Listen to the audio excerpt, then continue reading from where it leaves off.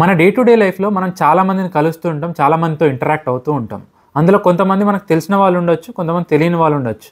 అయితే ఇక్కడ ప్రాబ్లం ఏంటంటే మనకి వాళ్ళు ఎవరో తెలియకపోయినా, వాళ్ళ గురించి ఎలాంటి ఇన్ఫర్మేషన్ లేకపోయినా, వాళ్ళు వేసుకున్న బట్టల్ని బట్టి, లేదంటే వాళ్ళు చేసే పనిని బట్టి, ఆర్ వాళ్ళ మాట తీరుని బట్టి ఒక అంచనా వేసుకుంటాం.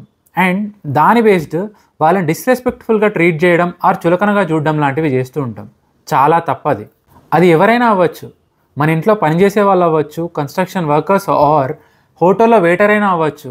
వాళ్ళకంటే నీ దగ్గర ఒక 2 degrees ఎక్కువ ఉన్నాయనో, 1 లక్ష రూపాయలు ఎక్కువ సంపాదిస్తున్నావనో, ఖరీదైన బట్టలు వేసుకున్నావనో, లేదంటే ఒక రిచ్ ఫ్యామిలీలో పుట్టినంత మాత్రాన నువ్వు వాళ్ళకంటే ఎక్కువ కాదు, వాళ్ళు నీకంటే తక్కువ కాదు.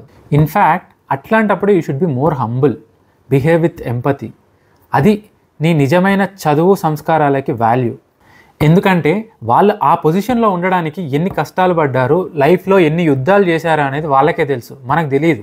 నీకున్న ప్రివిలేజెస్ వాళ్ళకు ఉండుంటే మేబీ వాళ్ళు నీకంటే మంచి స్థాయిలోనే ఉండేవాళ్ళేమో, అది మనకు తెలియదు. సో నేను చెప్పొచ్చేది ఏంటంటే, నువ్వు నీకు తెలియకుండా ఇలాంటి ఒక సిచ్యువేషన్లో ఉండి ఎవరినైనా డిస్రెస్పెక్ట్ఫుల్గా ట్రీట్ చేస్తున్నట్లయితే ఒక్క సెకండ్ ఆగండి. ఆగి శ్రీవెన్నెల సీతారామ శాస్త్రి గారి మాటలు గుర్తు తెచ్చుకోండి.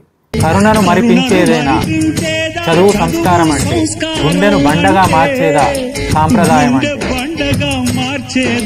ఈ క్వశ్చన్స్ ఎప్పుడైతే అడుగుతారో ఆటోమేటిక్గా మీకు ఆ రియలైజేషన్ వచ్చేస్తుంది.